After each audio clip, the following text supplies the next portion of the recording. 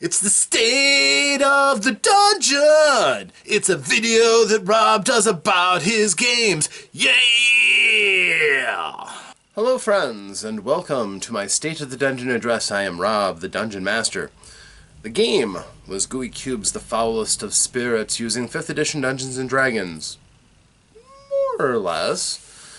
But at this point, the group has firmly declared war on the Butcher Clan, a group of inbred hillbillies who have to be seen to be believed. And the group has now seen them, and they will maybe never be the same again. They've already fought their way through the ranks of the Butchers as they laired in their own home. Pretty sure that they're behind a lot of awfulness in the area. So, they went into the house already, and there they have fought and slain 6 of the Butchers already.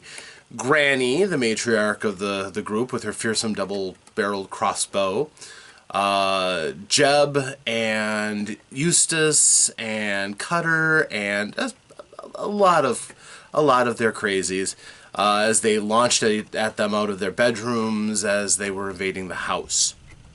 The group had not made a clean sweep of things, however. They had certain searching to do because they were trying to find the relics that had been stolen from them. So, after doing some fairly basic searching, they didn't come out with a great deal of treasure, and certainly none of the ones they were there for. So they decided they were going to go into the remaining rooms and do a clean sweep of those, mindful that there was both a trapdoor leading down and a door leading up to an attic. And also a basement, which they hadn't really investigated. This was to their cellar off of their kitchen. So, the group decided to, after searching the rooms that they already had the inhabitants cleared out, the bedrooms, basically, they went into the storage closet. And there they found Joan Butcher. Joan is, well, she's crazy. She's pretty crazy like the rest of them, and she had her dog Ripper with her. Ripper went down rather quickly, not doing very much than a simple munch. The group put him down pretty quick, and Joan was attacking them with a fire poker, and clearly was, you know, as crazy as the rest of them. So nobody felt really badly when she was finally, as the final blow, driven through with Haran and sword. Just dead.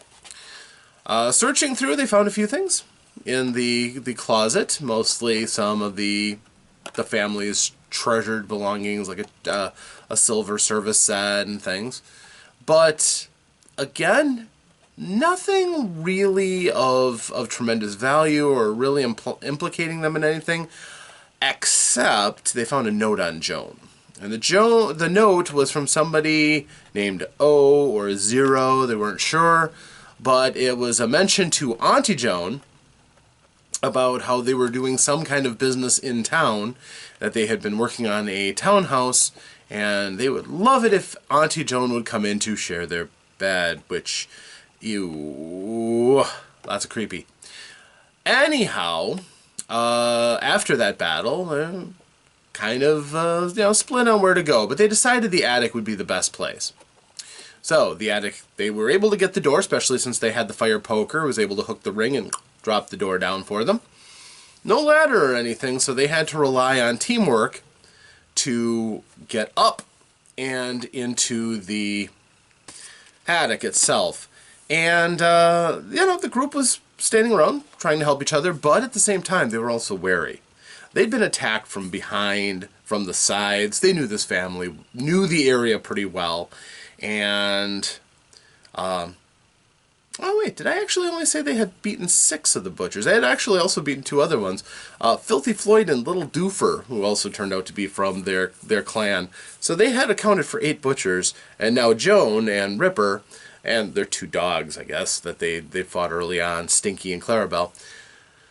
So they went up, one at a time, as the nature of such ways. It's not easy to get up, and they were boosting each other up. problem with the boosting up is that you're kind of vulnerable. So Kenna, in her own unique way, decided she was going to sidestep all this nonsense and just Misty step up, which makes me deliriously happy because the player who was playing as Kenna had not had a lot of experience. So clearly that player had done some research, understood the abilities that he had access to, and absolutely, Misty step up, no problem. The problem was that she's a spell dancer, which is at its heart a wizard of sorts. And so she doesn't wear armor, she doesn't have a lot of hit points, and she ended up finding out who was lairing up in that basement. And that was this fine-looking fellow, Wilbur. We love Wilbur. Immediately there was callbacks to Sloth from the Goonies. Comparisons there. Wilbur is immensely strong. He stands almost 8 feet tall. He's massively built.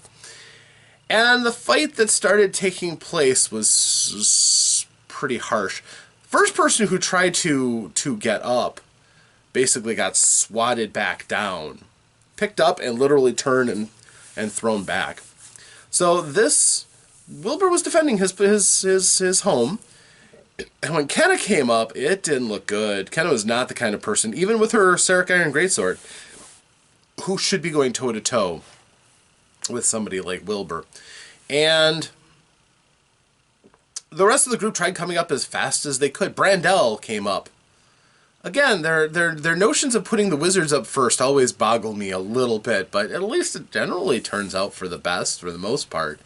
But I think it frustrates the fighter types like Ventov to no end, that they love to get up and mix it up. And eventually, Ventov got popped up like a cork.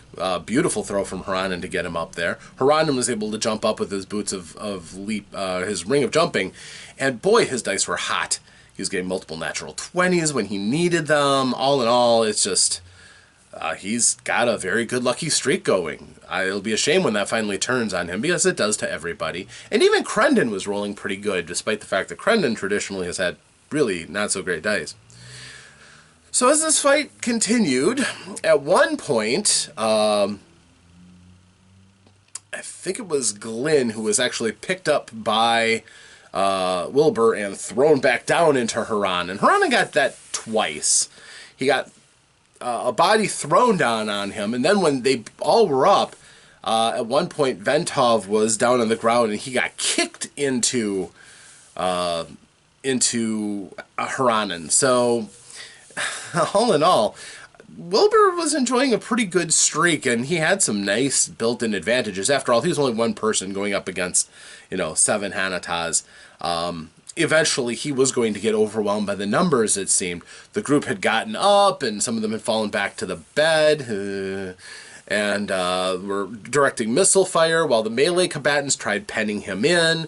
Glyn was doing a fine job of slashing at his hands to try to, stop him from mauling them like a bear.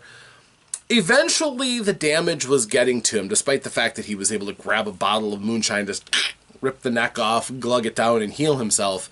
It was clear the group was going to whittle him down. He had no real armor or protection or anything, so they were just find out where in the body they wanted to insert the sword. And when Kenna even started swinging with her great sword and dealing damage, he had to make a decision. So his decision was to grab what he thought was one of the weaker of the group. In this case, it was Glyn, snatch him, and run through the group, taking attacks of opportunity. And he has a secret door built around the window so that he could leap out. Normally he would sneak out, but in this case he leapt out and threw Glyn down into the pig pen where those feral hogs were. And he himself jumped onto the fence and started running off into the darkness.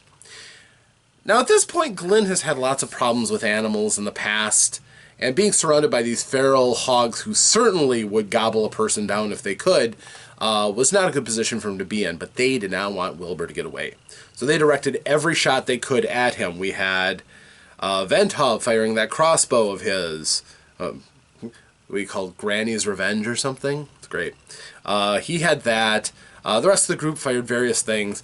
They almost got him. They almost stopped Wilbur Dunn, but he got away. Barely. He got into the woods. and out of sight. Then it was time to come down and try to help out with poor Glynn. Haranen dropped down, ran through the house and around to offer help. Brandel threw out a burning hands, which cooked some bacon. She had to be careful not to hit Glynn, but she was able to get a couple of the hogs and nearly kill them with a single stroke. And a variety of thrown objects eventually plinged the hogs down before they were able to charge and do more than a couple of nasty tusk rakes across Glynn's hips that hurt him but did not drop him. So all he had to do was deal with some injury and the muck of the pig pen.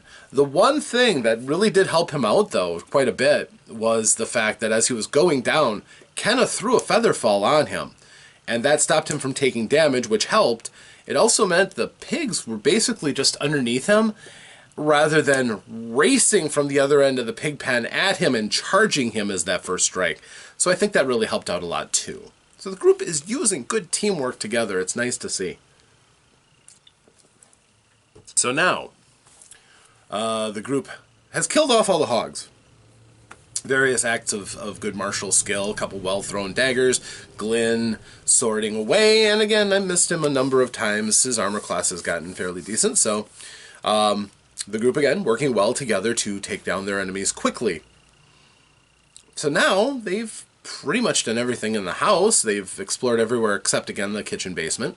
They have done a pretty fine job of taking care of all the butchers they found, at least driving away Wilbur. One thing that was not noticed, even though Haranen ran out of the house, he missed the little detail. Probably for the best, because he didn't necessarily know to look, but the bodies of Filthy Floyd and Little Doofer are not where they were left behind by the group. Important to know. So the group decided they've got 3 keys of the place. They've opened a chest that they found underneath the floorboards of one of the bedrooms, and they found some treasure. Fortunately, they used the key. If they'd have picked it, they would have missed running afoul of the lock, which has a trap on, needle trap, kind of nasty. So that was on the good side. They used the silver key that they found to open the trap door in the hall, and that led to a crawl space tunnel, only 4.5 feet tall. Ventov was fine, but Haranen was bent nearly double over, to go across the way, and would have led them to the shed. Hey, nice. They wanted to go to that shed anyhow. It's a large barn-like structure. What they suspected was the slaughtering house, and also possibly where that distillery was, because they suspect this is the source of that horrible moonshine they keep finding. So they go across, and sure enough, there's a trapdoor leading up, and it should, according to Ventov's natural underground cunning, and most of them could figure it out, it leads up to one corner of that shed. Okay, great. So they get to the shed, open the trapdoor, charge in. Ventov goes in, ready for anything. The rest of them get ready to pour out after him. And there's nothing. There's certainly a lot to see. This place is, again, a distillery. It's pretty clear. There's this big still on one side with a roaring fire underneath it. Yes. Lots and lots of empty bottles. Yes. Also, clearly a place they did do some butchering, because there's a large table where there's cleavers and cutting implements, and there's a number of hog carcasses against the wall. And also 2 human carcasses, needs to be said. One of them's still alive, moaning slightly and twitching as he's bent over and hung up behind the knees on this meat hook. It's could have been a lot worse, I suppose, but he's alive, and there you go. The one next to him, not alive, was cut up way too badly, so clearly dead. But what to do? What enemy? There's got to be something, and sure enough, the still came to life. Yes, it ripped free of its moorings, and with big barrel feet and swinging pipe arms, it came up, popped a head up on one of the boilers, and turns and looks at Ventov. it's like a dwarf's nightmare, if you think about it. Yeah, that's fair. And it goes stomping up, getting ready to attack. Well, the group at this point, it's not that fast, so the group kind of gets up and gets ready, and they also see the last butcher, Lila Butcher. Lila looks like a complete psychopath with this wheat, kind of a crown behind her head, 2 meat hooks connected to her arms by chain, and she had a cup, which was flame was issuing out of it. Layla, as it turns out, is a priestess of an evil demon, evil god, sort of. Yeah, Urfael. Not a nice guy. Certainly not. So, some of the party has really not been brought up to great knowledge on, although they did recognize undoubtedly evil, and she is the reason why this stuff is so bad. So, the combat takes place, and looking at the situation, I cannot say I blame them for how they chose to propagate this fight. They went after Layla first and foremost, figuring she might be behind the whole thing anyhow. So they directed all their attacks at it, for the most part ignoring the still that was attacking them. But the still had several means of attacking. It hit them with jets of boiling hot steam, which for the most part the group didn't really get too much problem with, except Ventov discovered something.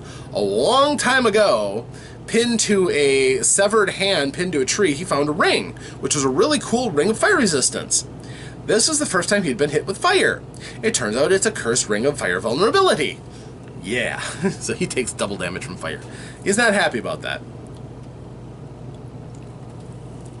Nothing he can do about it till he can get it removed somehow, but there you go. And so even though that damage wasn't tremendous, Lila kept using different ways to try to attack the group. She drank down some of the moonshine and spewed flame all over them. Didn't hit all that hard. The thing that was hitting hard was that the animated still golem was pummeling them.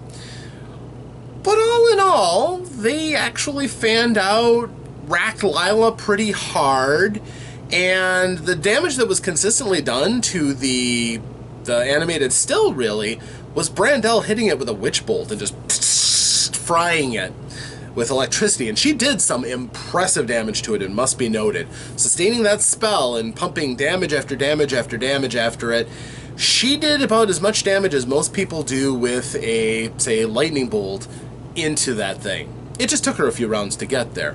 And all the while, she was moving around and making sure she kept the damage going, and the still was not fighting her. Why? Because she didn't really realize it, but it was actually increasing the recharge of its steam blasts even while it was damaging it. It had no resistance to the electricity, and it was made out of metal, so it was easy for her to hit. But it was causing the steam inside of it to bubble up the faster. Didn't really work to mess with the group too badly, but still. Eventually, Lila fell. She was pinged with thrown knives and various spells, including produce fire. She got only a chance to heal herself once. That really helped, but she was unable because she was pinned down by Ventov to scurry away and try to let the animated still do her work for her. So in the end, she falls. That did not stop the still. It just weakened it a little bit. Not a tremendous amount. And the group all just came together and just hit it with everything they had. The still dropped, causing huge gashes to appear in the boilers and chopping through pipes. They devastated it. Nothing more to be said. They all took a healthy amount of damage. So the fact that nobody is uninjured, I think with the exception of Vanessa, who basically stayed down in the tunnel, only popping up to heal here and to help here. She had drained a potion of energy, which gave her back some spell slots, so she was able to use a couple of healing words, which did help out tremendously when Crendon went down again. When Glyn went down, she was able to be Johnny on the spot and pop up and heal. So after the thing went down, they were able to go over and try to tend to the man who was hanging from the hooks. Not the way you want to be introduced to another person, by the way, is naked, tortured, and hanging from a hook right next to your dead friend. But it was probably the best position he could hope for, all things considered. But as they moved closer to him to try to help, and everybody else was groaning and how badly they were off. Some people were up by single digits of hit points. Everybody had taken at least a little damage again, I think with the exception of Vanessa, because it was a tough fight. But then the thing that came out of the still. A moonshine elemental. Yes, it's a moonshine elemental. And from a combination of the massive amount of heat and its own boozy nature, it was angry and determined to kill the people who had destroyed it still, because that ensured that it was eventually going to die too. They weren't necessarily aware of that. The picture was great of it coming out after them. The fight was quick and to the point. It dropped Glynn. Pow! It tried to envelop Ventov repeatedly. Ventov just kept dodging away. Apparently, booze cannot kill a dwarf. It's been proven now. It also demonstrated that while the rest of them were hitting it, most of the effects that were hitting it were not from magical weapons, so it was taking half damage. It was resistant to anything not magical that was hitting it. There were enough spellcasters around that were able to hit it with spells and the like, but the fighters were having a little bit of problem, and Ventov could not hit it with his axe until Ventov himself went down. But it had a problem. It's unstable, and without the still to hide in and get energy from, it was falling apart. The first person that knocked down was Glynn. I allowed Glynn to roll damage against it. 40-10 damage it was taking every round it was out of the still. And he did some damage. The next round Ventov dropped. I let him roll. And it finally it got extinguished. Just pff, destroyed. So, now all the butchers are dead. We're gone. Hunters have won. They see Mother Sylvence's stolen things are on a table here in the distillery. They have saved Jonas. Jonas is the nephew of Constable Rolf. And, probably even a pretty decent guy if he hasn't just gone through a hellish nightmare hillbilly experience. So the group at this point has not had their final chance to loot everything. I'm sure they're going to want to burn this place down when they get a chance. That seems to be the traditional way of ending the Butcher's Farm, according to people I've talked to who've run this adventure. And there's nothing wrong with that. Nothing at all. But so far, they have yet to loot this room. They haven't gone and checked out the stables, if they want to. It's up to them. They haven't checked out that that cellar they dumped stew down, if they want to do that. But other than that, they've done a pretty good job of searching through the house and finding just about everything. So, after that, they found the goods. They can return Constable Ralph's nephew, and who knows? They may have all done everything they set out to do, which is a nice feeling when you've gone through something as nightmarish as this encounter. However, one thing that needs to be noted, as a reward for their excellent work, accomplishing their goals, and the numerous trials and travails, they all hit second level. They were blessed by Jinx, elevated in knowledge, gaining new powers and new abilities. So, yes, all around the board, they all got stronger. To already strong characters, this could be interesting. Also, the spellcasters got their spell slots. So, I think they're all pretty happy about. There was a general cheer as that was announced, which is great. It's a good feeling as a DM. But also, they all have to, take a good long look at what they can do. So it was probably good that this happened at the very end of the night for the most part, so that when we get back after the 2 weeks' time, they'll all be fresh second level and ready to go at it. Note that they're not completely healed, mind you. Any damage that they took is still damage that they have on them until they can get that rest in. But, and it's a big but, they did get their spell slots restored, and any hit points that they got for leveling up are added to what they had. So, all of them are back up on their feet and able to move about with new power and vitality. They still desperately need to rest and get their energy back. They are walking unconscious.